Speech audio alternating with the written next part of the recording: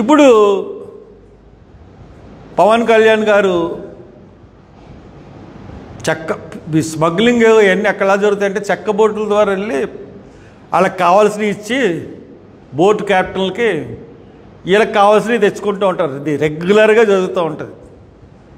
కాకినాడ పెద్ద పెద్ద షిప్పుల్లో వాళ్ళేమో కొంత మందు దీన్ని తీసుకొచ్చి ఇస్తూ ఉంటారు. వీళ్ళు వెళ్ళి వాళ్ళకి కావాల్సిన సరుకులు అన్నీ వీళ్ళు ఇస్తూ ఉంటారు. Regular phenomena. ఇంకా పెద్ద ఎత్తులో జరిగే మటుకు కాకినాడ పోర్టులో బియ్యం, ఆయిల్ అన్నది ఇంకా పెద్ద కుంభకోణం.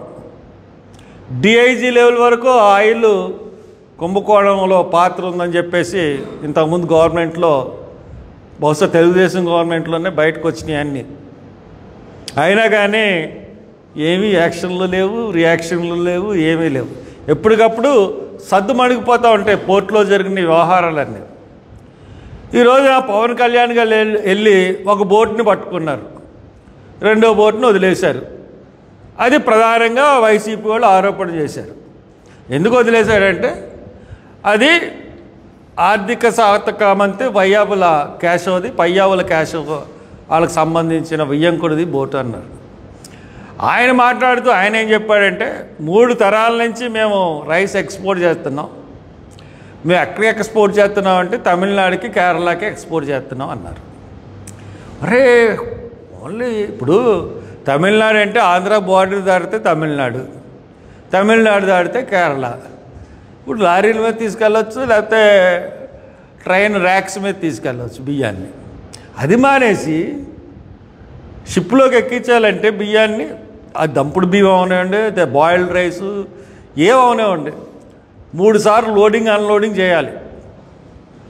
ఆ ఖర్చులు పెట్టుకుని పోని తమిళనాడు తీసుకెళ్తే రోడ్డు మీద తీసుకెళ్ళిన దానికి ఎంత అవుతుంది, లారీల మీద, షిప్ మీద తీసుకెళ్ళడానికి ఎంత అవుతుంది? ఓకే తమిళనాడు, ఓకే పోన్లే తమిళనాడు దగ్గర తీసుకెళ్ళాలి.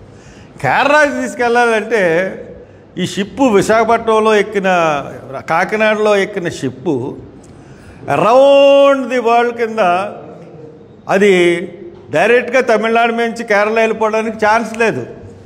అక్కడ రామేశ్వరం హనుమంతుడు రాసిన అది అడ్డుగా ఉంటుంది శ్రీలంకకి, ఇండియాకి ఆ వారది.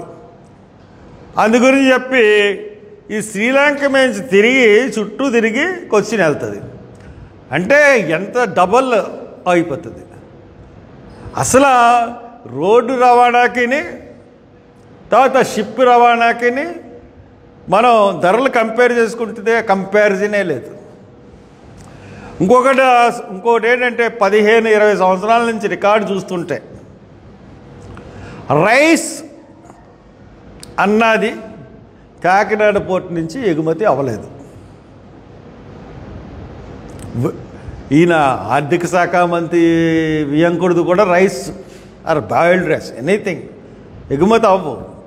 యాజ్ పర్ ది రికార్డ్స్ అన్నీ కూడా మీకు చాలా క్లీన్గా రైస్ అన్న పదం అన్నది ఏమీ లేకుండా ఉంటాయి. నేను ఛాలెంజ్ చేస్తున్నాను, ఫినాన్స్ మినిస్టర్కి నేను ఛాలెంజ్ చేస్తున్నాను. రైసు కాకినాడ పోర్ట్ నుంచి బాయిల్డ్ రైస్ కానీ ఏమన్నా ఎగుమతి అయినాయా 15 సంవత్సరాలు 20 సంవత్సరాల నుంచి? ఎవరు ఎగుమతి అవ్వు. అన్నీ బియ్యం అన్న పేరు చెప్పి మీది బియ్యం అని పేరు చెప్పి బియ్యం అని పేరు చెప్పకుండా వేరే పదార్థం పేరు చెప్పి ఎరువులో తొక్కో తోలో అని చెప్పి బియ్యాన్ని పట్టుకెళ్తారు. బియ్యం అని ఎవరు చెప్పరు. దానికి అన్ని గవర్నమెంట్లకి తెలుసు. దానికి ఈయన వెళ్ళాడు కాబట్టి వాళ్ళు ఏదో పోలీస్ ఆఫీసర్ని వేశారు. అసలు ఒక టీం ఉండాలి. ఒక పోర్ట్ అంటే ఎలా ఉండాలి, ఎంత రక్షణ ఉండాలి, ఏమీ కనపడదు మనకి. అటువంటి పరిస్థితుల్లో పోర్టులు ఉన్నాయి. ఇది డైవర్ట్ చేయాలి ఈ సమస్యల నుంచి అని చెప్పి ఈ పోర్టు సంగతిని రెచ్చగొట్టి, అసలు పోర్టు దొంగలు పోర్టు అంతా తెలుగుదేశంలోనే ఉన్నారు. చంద్రబాబు నాయుడుకి అన్నీ తెలుసు. ఇంకా వైయాపులు కేసు పార్ట్నర్ కాబట్టి మనం మనం వీళ్ళని నమ్మగలం చెప్పండి? ఈ గవర్నమెంట్ని వచ్చిన తర్వాత ఏమీ ఎవ్వరికీ ఉపయోగం లేదు, పనులన్నీ చేశారు. ఇకపోతే మనకి విశాఖపట్నం పోర్టుకు వచ్చేటోడికి నేను ఎప్పుడూ చెప్తానే ఉన్నాను, మొన్న బొత్స సత్యనారాయణ గారు కూడా దాని మీద మాట్లాడారు. ఏమైంది? 25,000 కేజీల కొకైన్ ఏమైంది? విశాఖపట్నంలో పట్టుకున్నారు. పురంధేశ్వరుదని జగన్ అన్నాడు, చంద్రబాబు నాయుడుకి సంబంధించిన వాళ్ళదని జగన్ అన్నాడు. కాదు జగన్దే అని చెప్పి పురంధేశ్వర్ అంది, కాదు జగన్దే అని చెప్పి చంద్రబాబు నాయుడు అన్నాడు. పవన్ కళ్యాణ్ కూడా అన్నాడు. మరి జగన్ అయితే ఎందుకు బయట పెట్టట్లేదు మీరు? జగన్ ఏమో అక్కడ సిబిఐకి ఆటంకం కలిగించాడు, సిబిఐ ఆఫీసర్ని గంట వరకు తనిఖీ చేయనీయకుండా అడ్డుపడ్డాడు అని మీరు చెప్పారు. మరి జగన్కి సంబంధం ఉంటే మీరు ఎందుకు బయటపెట్టట్లేదు? అంటే మీకు సంబంధం ఉందా? దాంట్లో ప్రజలకు చెప్పాల్సిన బాధ్యత ఉంది కదా. ఇప్పుడు బియ్యము ఆయిల్ అంటే పర్లేదు, 25,000 కేజీల కొకైన్ అంటే దేశం సర్వనాశనం అయిపోతుంది. అటువంటి మాదక ద్రవ్యాల గురించి మాట్లాడడం మానేసి గవర్నమెంట్కి వచ్చిన తర్వాత మీరు ఈ రకంగా ఉండడం అన్నది సమంజసం కాదు. మీరు ఇప్పటికైనా సరే నిజాయితీగా సెంట్రల్ గవర్నమెంట్ కానీ స్టేట్ గవర్నమెంట్ మీద కానీ పోర్ట్ మీద ఒక ఎంక్వైరీ కమిషన్ రిటైర్డ్ జడ్జితో కానీ జడ్జితో కానీ ప్రజెంట్ జడ్జితో కానీ వేస్తే దీంట్లో ఉన్న అన్ని విషయాలు తెలుస్తాయి. లేకపోతే క్యాబినెట్ సబ్ కమిటీలు ఏమీ అవ్వవు. జడ్జితో వేయండి, జడ్జితో వేస్తే దీంట్లో విషయాలు బయటకు వస్తాయి. ఆ రకంగా ముందుకు వెళ్ళమని చెప్పి గవర్నమెంట్ని కోరుతా ఉన్నాం. Thank you. కర్ణాటక వెంకటేశ్వరరావు గారు ఇలా బెదిరించి ఓటాలు లాక్కున్నారని సిఐడి ఫిర్యాదు చేశారు. కేవీ రావు కేసు విషయం మనకు వచ్చినప్పటికీ కేవీ రావు ఏమన్నా నీతిమంతుడా అండి? కేవీ రావు ఈ ఆస్తులన్నీ ఎలా సంపాదించాడండి? ఎవరు బినామీ అండి కేవీ రావు? కేవీ రావు ఎవరు బినామీ తెలుసా మీకు? తెలుసా? మరి తెలుసుకోండి. కాకినాడ సెజ్ భూములన్నీ ఎవరు కొన్నారండి? అసలు భూమి రేట్లు ఎంతుంటే ఎంతకి బలవంతంగా రైతుల దగ్గర నుంచి కొన్నాడండి కేవీ రావు? బలవంతంగా రాజశేఖర రెడ్డి టైంలో కాకినాడ సెజ్ని ఎక్వైర్ చేసినప్పుడు కేవీ రావు పేరు మీద ప్రభుత్వంలోని పెద్దలే కొన్నారు. అమ్మనన్న వాళ్ళని బలవంతంగా స్టాంపులు చేసి సినిమా టైప్లో తీసుకుని వాళ్ళ భూముల్ని దాని తర్వాత కాకినాడ సెజ్జని తీసుకొచ్చి కాకినాడ సెజ్జని ఆకారం ఎవ్వరు ఏమి సరిగ్గా దానికి లెక్కాపత్రాలు లేకుండా చేశారు. ఆ డబ్బుతో కాకినాడ సీపోర్ట్లో అతను పెట్టాడు.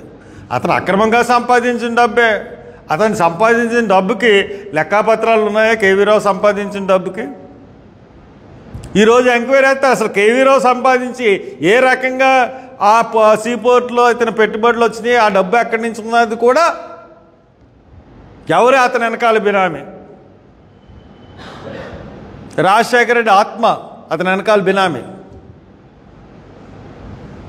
కాబట్టి ఇవన్నీ కూడా ఈ పెద్దోళ్ళు అనుకున్న వాళ్ళు అందరూ కూడా ఈ చేసి పనులండి ఇవన్నీ.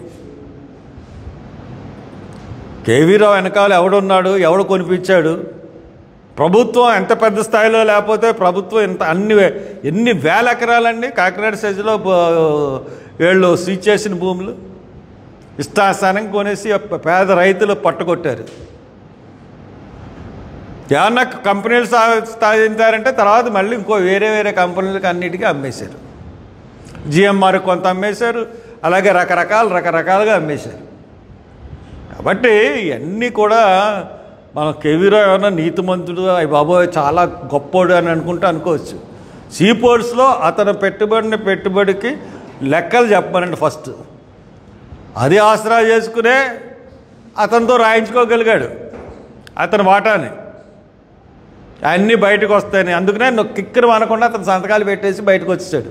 ఇప్పుడు గవర్నమెంట్ మారింది కాబట్టి ఇప్పుడు మాట్లాడుతూ ఉన్నాడు. అయినా కానీ గవర్నమెంట్ ఇప్పటికైనా సరే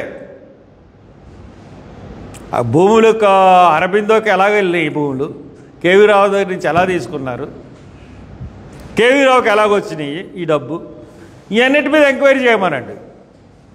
అప్పుడు దోషులందరూ బయటకు వస్తారు. అందరూ దొంగలేనండి, ఊళ్ళు దోచుకుంటున్నారు అంతే. కాబట్టి అది కేవీరావు సంగతి, సీపోర్ట్ సంగతి, పోర్ట్ సంగతి. మీరు అందరూ కూడా మీ టీవీలో ప్రచారం చేయండి అబ్బా, ప్రజలకి విషయాలు తెలుస్తాయి. Thank you very much.